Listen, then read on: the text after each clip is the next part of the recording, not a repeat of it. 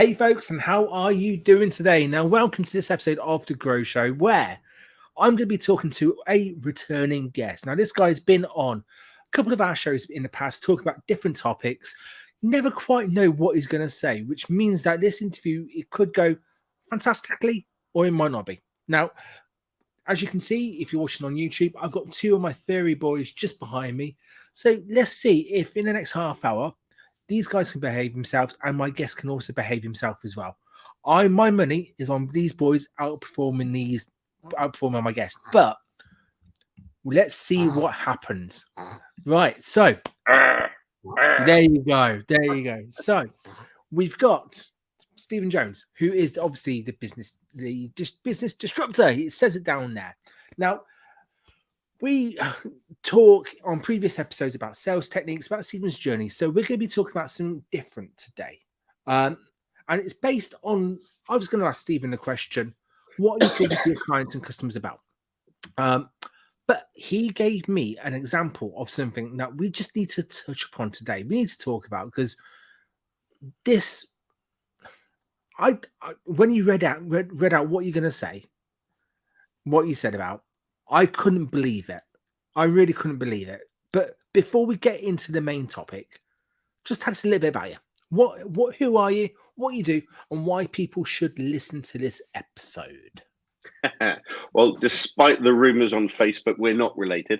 No, although if I turn upside down, we're getting a bit closer in the way we look. I still think my beard's got not a patch on your hair anyway.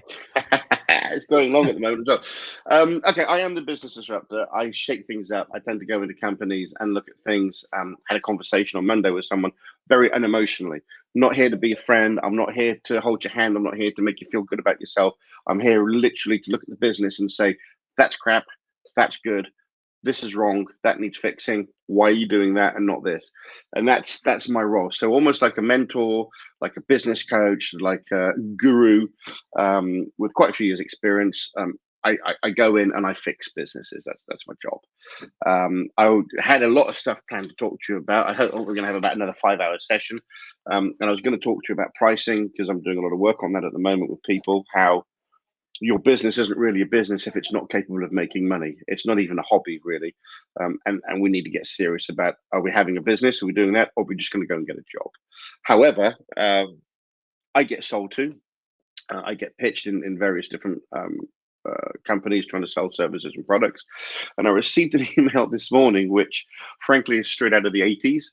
And I thought it's worth sharing with people to show the very antithesis of what I teach when I teach sales training, and exactly how not to do it and why not to do it, all wrapped into one neat little bundle. Yeah.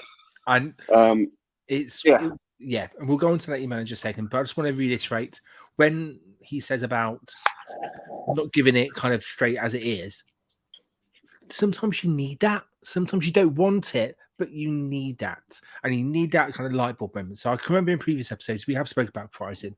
That's one thing we spoke about last time, which was really topical. And to be fair, you can release a podcast about pricing every single month. It's so important. Yeah. But we're not here to talk about pricing. We're here to talk about that email. So do you reckon it's now a good time to read the email and put people out of their miseries? I'll change the names to protect the guilty, and I'll try not to use the company name because I haven't spoken to the director yet to try and sell them some sales training. But it was sent to the three of us. I'll read it out first and I'll go through and comment. So, as you know, we had our meeting earlier in the month and I put forward a proposal to help you and have since then tried to engage with you to see if we're moving ahead at this stage. Like, time out. I'll do that first sentence first. We had a meeting last week. It was supposed to be to show us how to use their system that we're paying for. And it turned into a 1-hour sales presentation to sell us extra services that would mean we could be getting some money out of their product or making money out of their product. And we were given an offer, not time constrained or anything like that, just an offer to get a few freebies and some other bits and pieces to make a decision. I said, thank you very much. We'll have a think about it over the weekend. We've had a phone call every day since. I initially said, stop, no need to call, send an email. An email was sent, to which I replied, thank you very much for your email. We will be considering it during the week. I'll revert back to you at the end of the week. I'm a salesman. I've worked in sales. I'm not going to dick somebody about it. If I hadn't been interested, I'd have said, sorry, not interested. I was interested. We were going to get back to them today. Line 2, as you will know, I have sent emails and phoned the branch and left messages to call me back to know if we're moving ahead, but have heard nothing from you. First of all, don't be that pushy in sales. We'll get into that in a minute. Secondly, if you phone the branch, left a message, send an email, get a reply to that email, that isn't not getting back to you. So straight away, you're lying to me about what I've done in response to your email. It's not very good because now you're accusing me of lying. Not good so far for the first 2 lines. Line 3, with this in mind, I think, and here's the thing, guys, and I know some people don't care, but if you're going to use a small I for I am, don't bother emailing me. Please don't bother, because everything in here is I, small I. With this in mind, I think upon reflection, it would make sense to draw a line in the sand and withdraw the original offer I made together with the free products. I am sorry for this. I'm not. You made an offer. If you want to pull it, pull it. It's not my problem. It's your problem. My reason for this is that I don't see an appetite from you that you really want to genuinely win the business or compete with other, I'm not going to say what, purely from our business perspective. Well, honestly, I'm in 2 minds. I signed up for a training session on how to use your system, which we're paying for, and you spent an hour selling me some other parts of your system that are going to cost a reasonable amount of money. In order to get money out of the system I'm already paying for. So I am in 2 minds about it. I can see why it works and I understand the advantages of doing it, but I'm a little bit miffed that I've got to pay more money, basically be blackmailed into spending more money in order to get results from your piece of, it's a software thing, I'll say that. So that's that one. Next line. My job as an account manager is to support and engage with the agents who value the product and who want to get the best possible return from it, and not to continually chase, almost nag people to respond or move forward with a proposal that they are not on board with. It's simply not the way I like to work. Well, let's tackle that last bit first. It is the way you like to work because that's exactly what you did. You called every day and sent emails. I responded, told you to give me till the end of the week. You continue to call me every day. That's not my fault as a prospective client. You need to engage with me on my terms as a prospective client to make sure that I'm engaging with you. And just to correct you as well on that, matey boy, my job as an account manager is to support and engage with the agents who value the product. No, it's not. Your job as an account manager is to sell the product. End of discussion. How you sell that will depend on your sales ability, but that is your job, is to sell the product. That's why you're hired. That's why you get paid. Good luck in the future, and I hope to hear from you moving forward. That's the initial email. I feel a bit like that comedian whose name I can't remember now. Hang on, Joe Lycett. You know, where he does his tweets backwards and forwards. Yep. Well, I responded to that email. Yeah. It's Do crazy. you want to hear my response? Oh, go for it. Go for it. All right, I'll read it quickly, and I won't go line by line. Dear James, please close the file. As a lifelong salesperson, your tone is frankly beyond rude. You wanted a meeting to present something, you gave us a long speech, and then called daily. I do not waste the time of salespeople, being one myself, so I told you specifically that I would revert back to you by the end of the week. You have persisted to call daily. I've been busy, and I'm sorry, and having told you I'd revert back to you, would have done. Pushy sales tactics tend to turn me off very quickly, and calling every day when I've said I'll revert back is pushy, rude, and shows an ignorance of basic sales techniques. Frankly, had I a salesperson working for me who tells a prospective client that my job as an account manager is to support and engage with the agents, yada, yada, yada, yada, yada, they would be fired on the spot. This is not how you build long-term relationships. Both X and myself have been incredibly ill this week, both of us being advised to go to hospital. We prioritized our clients, not this. I had promised to revert back today, but as that isn't good enough for you, we will simply close the file from our side and ask that you do the same. That's it. Now, personally, as a salesperson, I possibly would have left it there and walked away, gone, maybe I cocked that up a bit, maybe I was a bit arrogant, maybe I was a bit rude. No, I do apologize if you feel my tone was rude. This was never the intention. I am sorry both yourself and X were feeling unwell. I will leave things with you as per my email, not push this matter further. Well, I couldn't leave that, could I? I mean, you can't, can you? You can't leave him saying, "I'll not push this further." It does feel like it needs a response, to be fair, yeah. Yeah. Frankly, I fail to see how you think your tone was anything but rude. You did not present a time-limited offer, and were not asked to call daily. You were instructed to send me an email. I replied to the same, stating I'd revert back by the end of the week. You continued to call in daily. In your email, you then basically accuse us of making you chase us, not being interested in your offer like others are, and wasting your time. In all honesty, while selling a service to make sure something I already pay for actually brings in business, not really that interested anymore. Just to be clear, you were never asked to push the matter in the first instance, and I have asked you to close the file. And I think that's it from that perspective. However, I have sent an email to I've sent a message to the head of sales for that big company, basically asking if they'd be interested in any sales training. And when he comes back to me and says, no, we're fine, might just send him that stream of email messages. Good plan. I believe in this day and age. I first of all, wow, just wow. I can't believe actually someone kind of went down that route. And I think if he, as someone who is busy and would do say to people, and basically, I'd agree a time frame of when to get back to them. And then if they haven't done that beforehand, if it's after that time, fair game. I'm happy with that. Before that time, I get it. So I made a few notes, and the first one was, and I suppose this is stuff that he should have done, but agreed timescales and keep to them. It sounds simply stupid. One of the things I spent a lot of time on, going back to your original, what was going to be the original question of how, what are you doing with clients at the moment? What's one of the big things? One of the major things I'm doing with tradies, builders, painters, decorators, because we're going through a lot of work at the house and we're having problems. And I'm using that as a live example of how not to do it.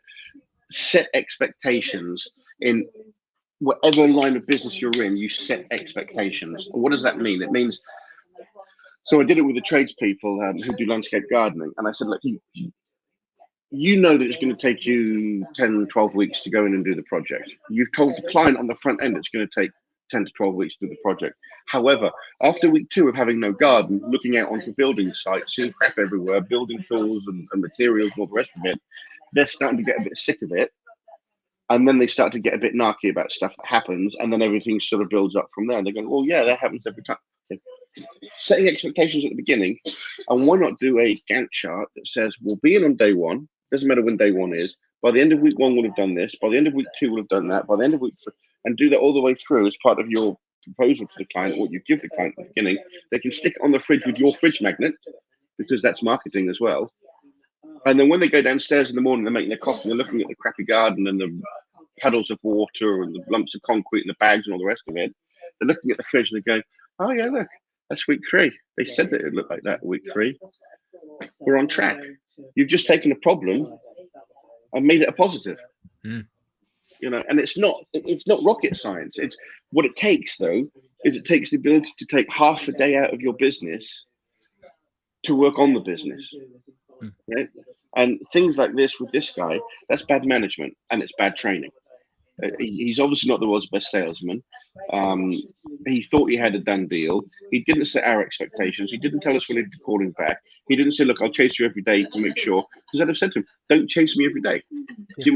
I'll come back to you because I know the person that I work with is very busy. We've got a busy month. We've got the office stuff going on. We're trying to get the office redone. We're both sick. Again, both should have been in hospital over the last week for various different things. Didn't go, too busy working. I don't need to be told by some second-rate salesman that I'm not letting him be pushy enough. Oh, this goes back. That really goes well to my second one that I wrote down. This for me is just common sense. And if it isn't this common, please let me know. Don't be pushy, lie, or insult your prospects or clients. There are some things that you shouldn't have to teach. There are some things that you shouldn't have to teach, and I look at this from a lot of different perspectives nowadays. In my youth, I used to be very gung-ho and what a wanker, blah, blah, blah, blah. Now I look at it, I go, well, hang on a second, okay? Maybe he's got a touch of narcissism. Maybe he's been the best salesperson in the company for, X number of years or whatever, and now He's struggling and he's sort of making mistakes, which we do when we start to struggle. We make bad decisions and they get worse. Maybe he's just got divorced. Maybe all sorts of things could have happened that have turned that. And I try and be more PC about this than I used to be in the old days. But there's some things you shouldn't have to teach. No. You're right.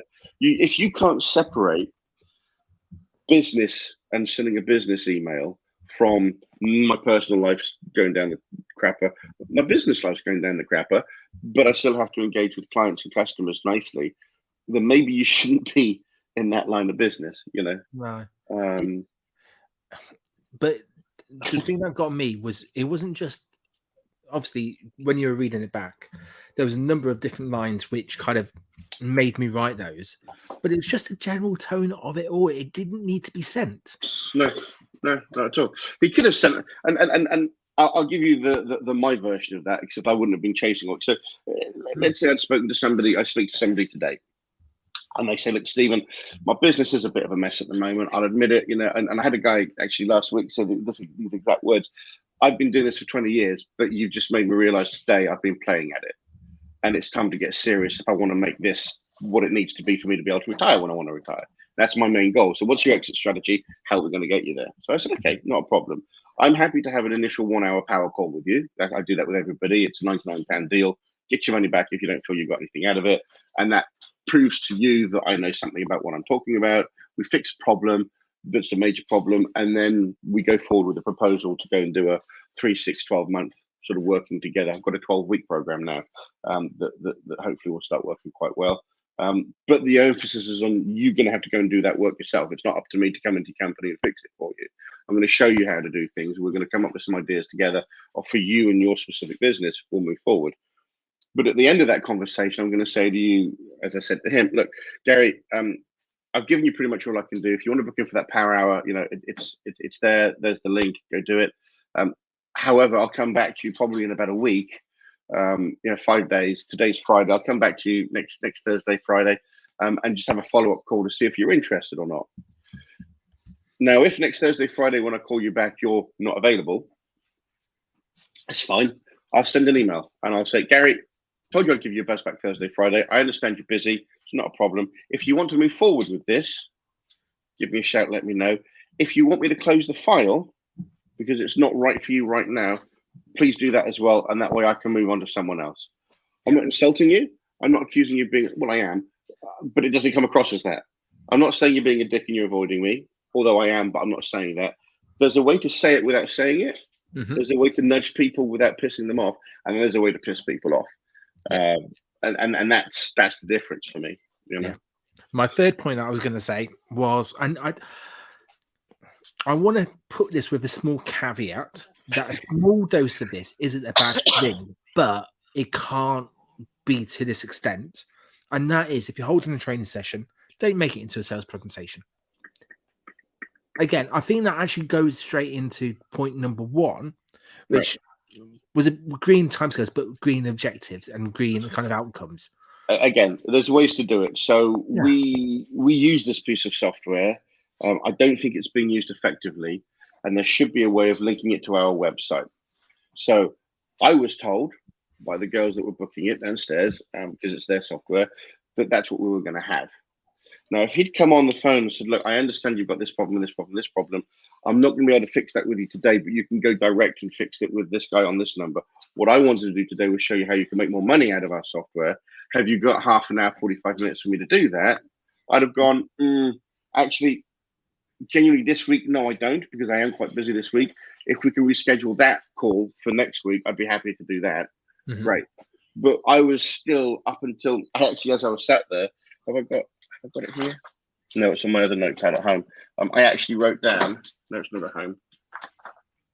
If I've got it here. My notes are very difficult, but I put the pound signs down because I had two people sitting next to me, and I put a sales call.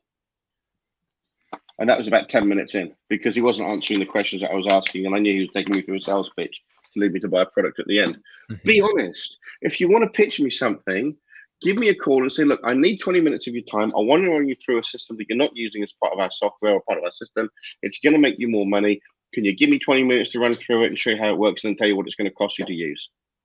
Absolutely. But don't dress it up as something that it isn't. Because that puts me right away. I'm now, oh Christ, okay, I'm wasting. I didn't have time for this today. I thought you were going to give me something beneficial. I don't mind giving up some time for something beneficial. I don't mind giving up time for something that's going to help me if I buy it. But don't sell me one as the other. Yeah. You know, set the expectations again at the beginning of the call, you know, or before the call. So from the get-go, this was not a good approach, which tells me one of the reasons why the company's not doing very well and why they're so desperate to give me 50% off everything that they were offering me. Because it's frankly not that good. Well, it is that good, but it's not being sold that well. No. And also, if it's not being sold that well, they're using discounting potentially as a crux to be able to keep up front. I'll give you 50% off. Which is so it's only worth half of what you're selling it for. I mean, but then actually that just means that the price of it is actually the 50% off price. So actually, it's crazy. You know what I mean? I can't be dealing with discounts because we've only got 10 minutes left on what we talked about. Half an hour conversation. I need about 4 hours to talk about why we don't discount. You know, and that leads into pricing. Well, pricing leads into why we don't discount. So if you know that it costs you, I don't know, let's say £120 an hour to cover your basic, we won't go into pricing too much, but your basic, you know, the break-even point plus salary, and profit. If that comes to £120 an hour, you now know you can't discount from £120 an hour because you know that that's what you need to make the business successful. And you're not going to discount it because some jerkwad says, oh, well, you know, Joe Blow down the pub who doesn't have your qualifications will do it for half price. I'm going to use him then. And then you know what? When it's all gone wrong, you can come back and use me to fix it. And that'll be £240 an hour because I've got to deal with somebody else's rubbish that needs fixing first. Yeah. I get passionate about this, don't I? Yeah. And do you know what? That's good. As I said right at the start, you do remove the kind of emotion out of it. And it is about making sure that we're giving people the best advice. And the last kind of point I had was, where's the value? And it was just that line, where's the value? And in my mind, and I wrote that down as you were finishing the call, as you were finishing reading the email, because where was the value in that conversation? Where was the value in the training presentation, the training / selling presentation? And also, where's the value of them trying to do all of that at a discounted price? And also not explaining to you how to get the most out of it, because I'm sure if you got that piece of software for absolutely flying and working, he did that in the presentation. He showed us why he showed us why it's valuable, and he showed us why it would potentially make us money. You still got to sell at the end of the day, whatever you get in terms of leads coming in or whatever. But what they didn't do very effectively is say what problem of ours they're solving. Because it might be that we're getting that solved through other areas. That was never asked. Now, my first question to you, if I'm coming in to help you fix your business, I'm going to say, Gary, look, I appreciate the chat, and I don't want to waste your time. I'm sure you don't want to waste mine. What have you done so far to fix this problem in your business of not enough sales or my pricing's wrong? I don't seem to making it, whatever the problem is. What have you done so far to fix that? And I'm going to shut up, which is unusual for me. I'm going to shut up and I'm going to wait for you to answer. And you'll probably come up with what things I normally hear are what I went on a 12-day mastermind, I went on a 5-day mastermind, I bought a book, and I bought, you know, whatever, I watched Kitchen Nightmares, whatever the thing is that you do, my earphones are dying, whatever it is that you've done already, you're going to come up with that. And I'm going to say, well, how much does that cost you? Time, money, I'm going to quantify it. So you have a problem, you've tried to fix it, you've spent some money trying to fix it. That's good. How much have you spent trying to fix it? Because it's going to cost you, with me, let's say, ballpark figure on one of the programs, £400 a month-ish by the time we're done, for 6 to 12 months. So do that quickly on the calculator, 400 times, over the year, that's nearly £5,000. If you've only spent £2.50 on a book in Smith's, are you really ready to invest £4,000, £5,000 to fix the problem? And if you think you might be, well, let's quantify what that problem's costing you. Because I'm not interested in selling you my solution. I'm interested in making your problem go away and making you more money than it costs to bring me in to do so. That's my goal. So I need to know what it's costing you as a problem. Otherwise, how can I move on? And that's what they failed to do in this sales presentation. Mhm. You know, do you need more of what we're offering? How do you go about getting yours at the moment? How much do you spend on that? Do you spend on Facebook ads? Do you spend on Google ads? What other digital sources are you using? Oh, none. Well, it's going to cost you about this with us. Is that something you'd say no to straight away? Because I'd rather find out 5 minutes in that you're not going to spend the money and then not spend all week chasing you, wind myself up on some shitty emails that make me look bad when my boss's boss's boss gets hold of it and then comes down the line firing everybody on the way. This is it. Because That's a that's what's really going to good happen point. next. That's again just something that you've just mentioned that I never figured out. The amount of time they spent chasing you up. Yeah. It's that time factor that actually, if they 2 were doing calls a that day, for every you, day. oh, 2 calls a day, every day. we could pick this apart for a lot longer.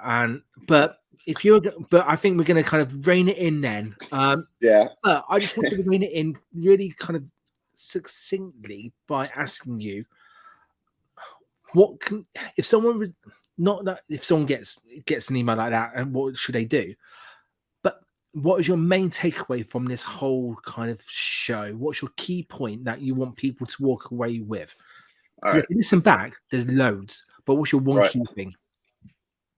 I think the one key is I spend a lot of time telling people that it's not about selling. You don't have to be the world class salesperson. You don't have to be the slick closer. In fact, quite the opposite.